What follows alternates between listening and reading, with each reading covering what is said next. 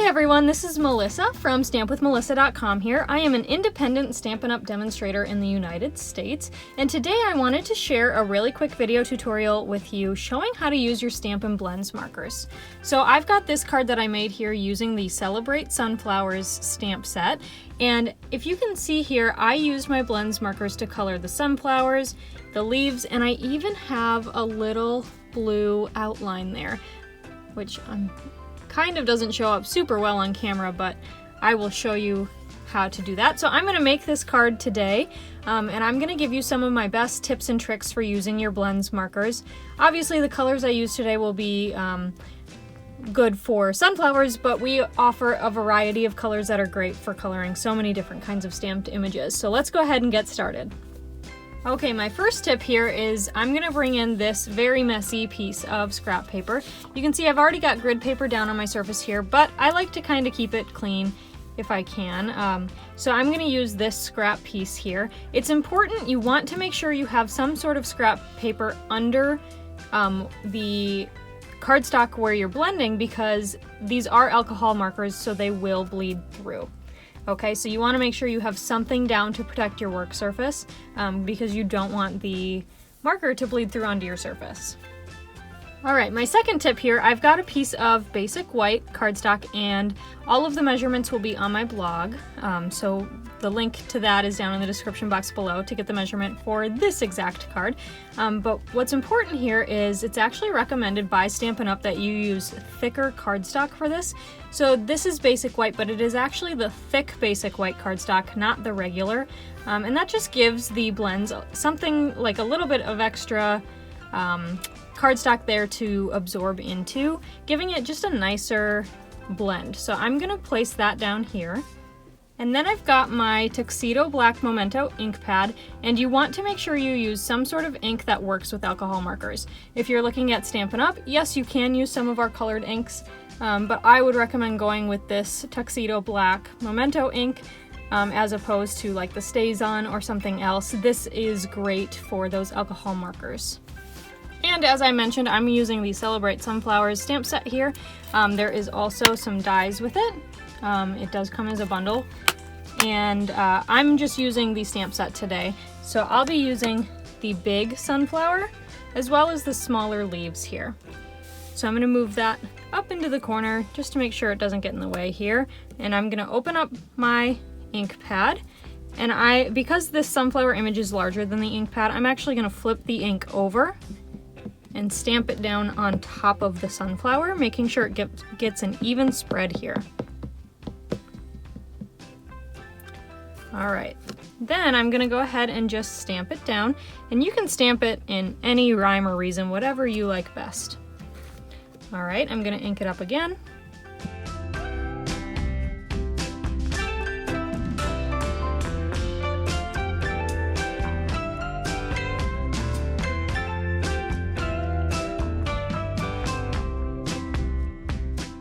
Okay, next up we do have the cute little leaves.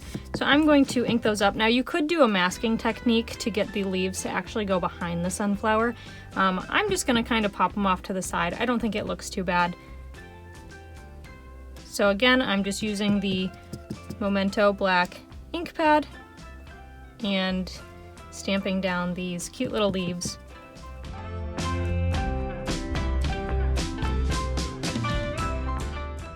Okay, let's go ahead and get started here. I went ahead and flipped over my grid paper just so you could see this basic white piece a little bit easier here.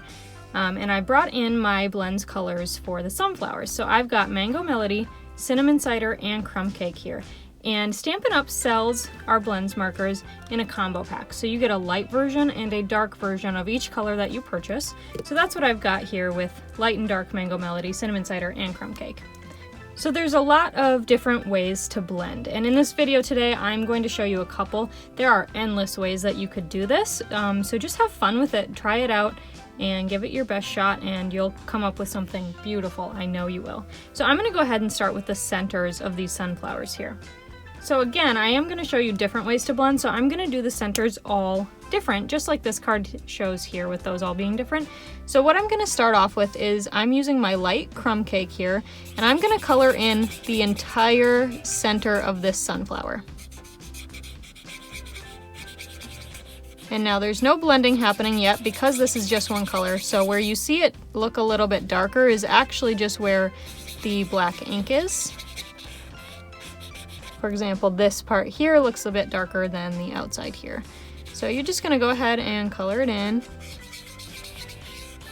And I am using the brush tip here also. So the blends all have a fine tip end and a brush tip. You can use either end. Obviously, if you're coloring a larger image, it's going to be easier to use that brush end. So now that I've got that center filled out, I'm going to take the dark crumb cake and I'm going to go over some of these darker spots.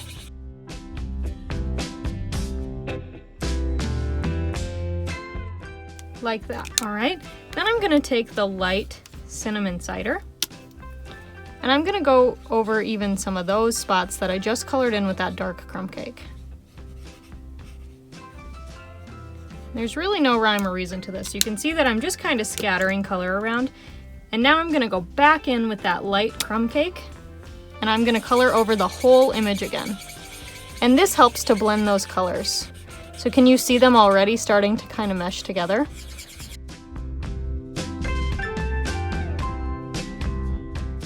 See, so isn't that fun how they kind of just blended together there? So that's one way that you can color, right? You start with the light, add in some dark, add in some more dark, and color again with the light to help blend all the colors together. I'm going to show you with this one a different way, which is actually the most common way that I color myself. So I'm going to start with the dark crumb cake here, and I'm going to go ahead and just kind of do a little bit of that dark like I did in that first center. And I'm just kind of mixing it around a little. And then what I'm gonna do is bring in that light cinnamon cider, and I'm gonna go ahead and fill in that dark a little bit. And I am going on top of it and also a little bit beyond it. You can kind of mix up the color. I'll go darker in the exact center there. And now I'm gonna bring in that light crumb cake and blend all of these colors together. So I go in circular motions when I blend, and the reason for that is I think it helps to draw out the color and it helps them to mix together better. So I do try to go in that circular motion to kind of try to pull everything out.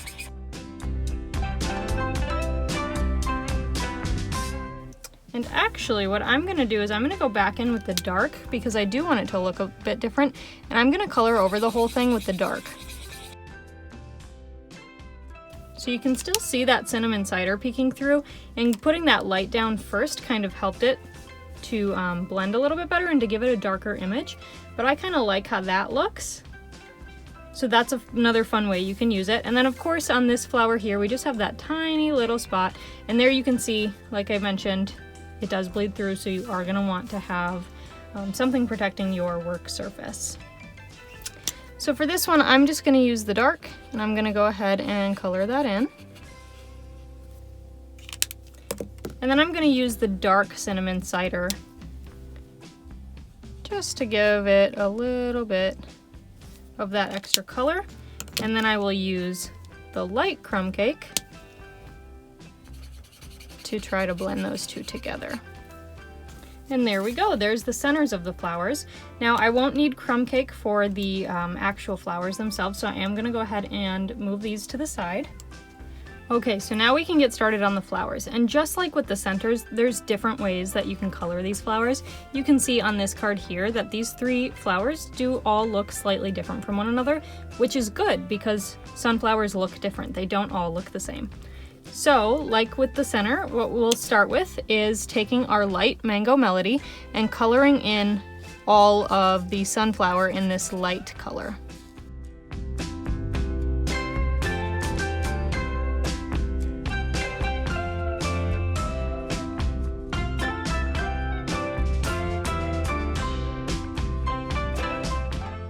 Okay, now that all of the light is colored there, what I'm gonna do is take the darker Mango Melody and I'm gonna just kind of scatter some scribbles around. So I'm trying to make the scribbles go in the direction that the flowers grow, right? So it's lining up with these leaves here instead of just being like that. But it doesn't really matter where exactly you put them because you just want that shading in here. Okay, so now that that's in, I'm gonna use the light cinnamon cider and I'm gonna do the same thing. But with the cinnamon cider, I'm actually gonna keep it a little bit closer to the base because it is such a brown here. Usually sunflowers have that color closer down to the base of each of the petals. So yes, I am going into some of these other petals here like that, but that's just because we can't see them, right? So then again, I'll go back in with the light Mango Melody and color over the whole thing again. And I'm being a little bit less careful this time. Like, I don't need to get everywhere equally because I'm mainly just trying to blend in that light cinnamon cider with the dark Mango Melody. Like so, and that just looks so beautiful. I love these blends markers because you can't see the harsh lines really, and I just love how these colors blend well. So we'll move on to this flower. And what I'm gonna do with this flower here is I'm gonna start with I'll go ahead and start with the dark cinnamon cider, and I'm gonna keep this one really close to the base. Like right around the center, but I'm just kind of scribbling in a few spots. Okay, and then I'm gonna take the light cinnamon cider and just kind of reinforce it, right? So I'm gonna go close-ish, but again, it can go a little bit on its own path here. And then I'll take that dark Mango Melody and just kind of add in some fun little scribbles.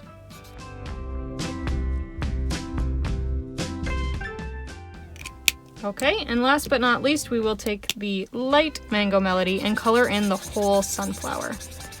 And again, I'm going in that circular motion to help it to attract that color to blend it out into the other parts of the paper.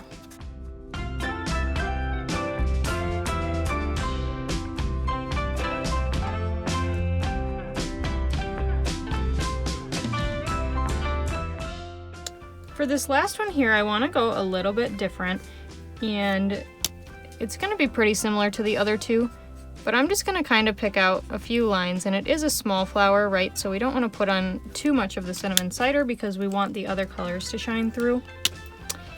And then I'm just going to go over the cinnamon cider with the dark Mango Melody to blend it. So everywhere I put cinnamon cider, I'm using the dark melody here, okay? And that's blending those two colors together. And now I'm gonna take the light one, and again, I'm just gonna fill in the rest of the sunflower here, making sure to also go over where that other mixture was. Right, just like so.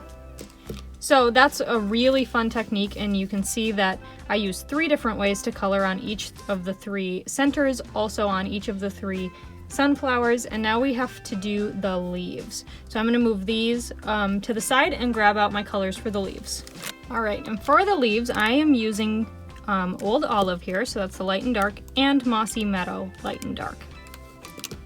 And the leaves are really fun. There's more of them than the sunflowers, so they're a lot of fun to play with. So again, here's that one method where you just take the light, and you can see here, this is a good point too. You can see my tip here is kind of getting frayed. That means it's time to replace it. So I'm actually gonna close the brush end, and I'm gonna use the like fine point side here. And it's okay, these are smaller, so it's not gonna add a lot of time onto the coloring, but I know that I can be more precise in the location of where I color using this fine tip part as compared to my fraying brush end. So I just went ahead and colored that whole leaf in. And then I'm gonna take this dark Old Olive here, and again, I'm gonna use that fine tip end. I'm just gonna add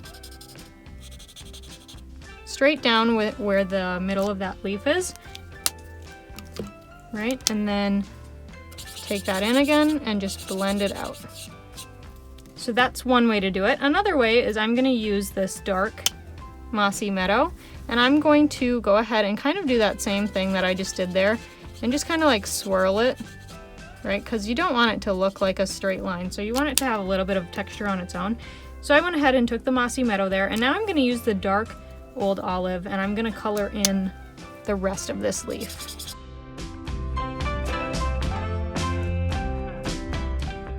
I used two pretty dark colors here, right? I used Mossy Meadow and Old Olive, so that is a darker leaf. Again, you can do so many different ways of decorating these, so I'm gonna go ahead and just color in the remaining flowers.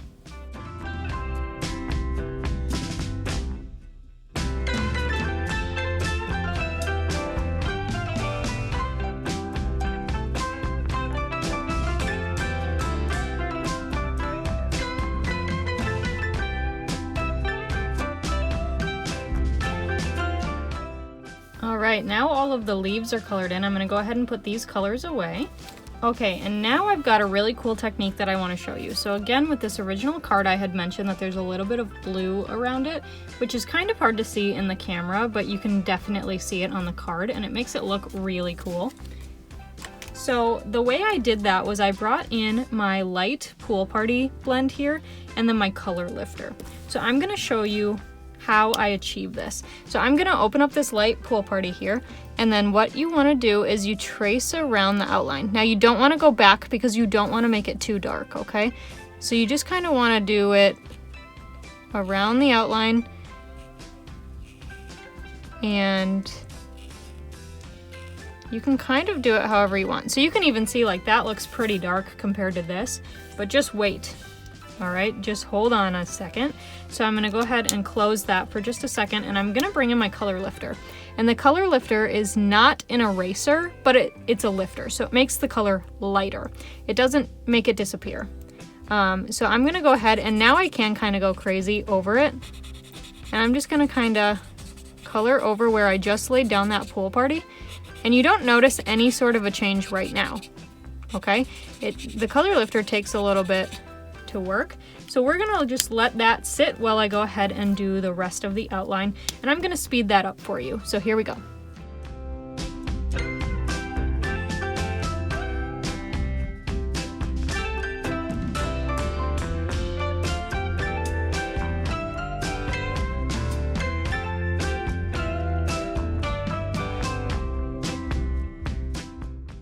So can you see just in that time that I spent outlining these other two flowers and leaves, this part has already become lighter. It's just amazing how quick this color lifter works, but I assure you, you don't notice it right away, but it definitely is working, which you can see right there. So now I'm gonna go ahead and go back around all of these outlines that I just did and use my color lifter. So I'll speed that part up for you as well.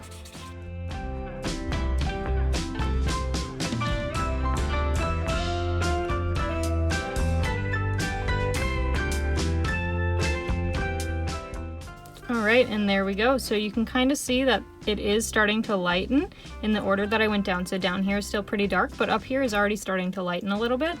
So I'm going to let that sit for just a minute while I put these away, and then I have another really cool technique that I want to share with you using the blends.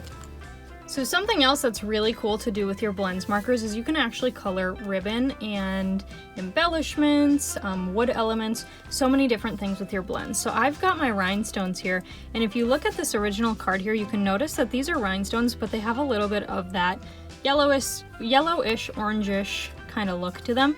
Well, that's because I used my blend to color them. So I'm gonna go ahead and use my brush tip here, and I'm gonna show you. So I just kind of swirl around this rhinestone a few times, okay? And it gives it a little bit of a different color. So you can do this with any of your blends markers, which gives it just a really neat look. They almost look like custom embellishments, but they're not. They're just rhinestones that are colored. So I'm gonna let those dry for just a minute before I pick them up. And actually, while they're drying, I'm gonna go ahead and assemble this card. So once again, I've got all of the measurements for this card in my blog post, which is linked down in the description box below. So you can check that out if you'd like to remake these cards. But you look at that. That actually looks kind of neat if we did it that way instead. It looks kind of cool, doesn't it? So I've got my seal here. I'm just going to go ahead and put the seal on this basic white onto the early espresso and then onto the early espresso to the So Saffron.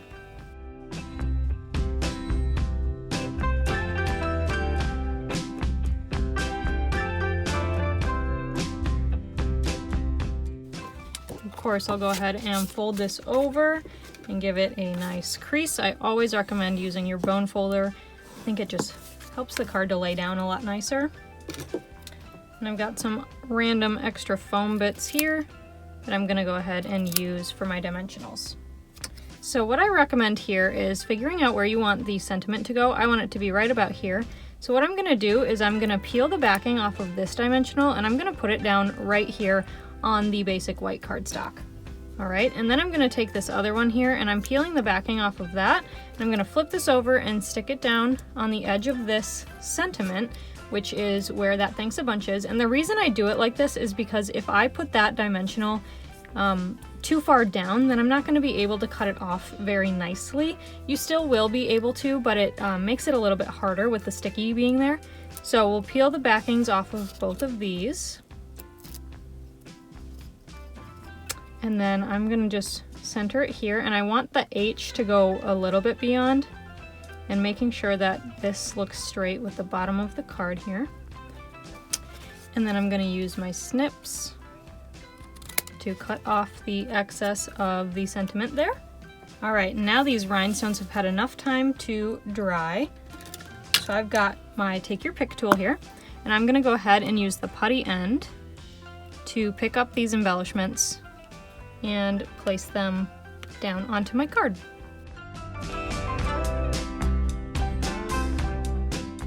All right, and there's the finished card there. Isn't that so cool looking?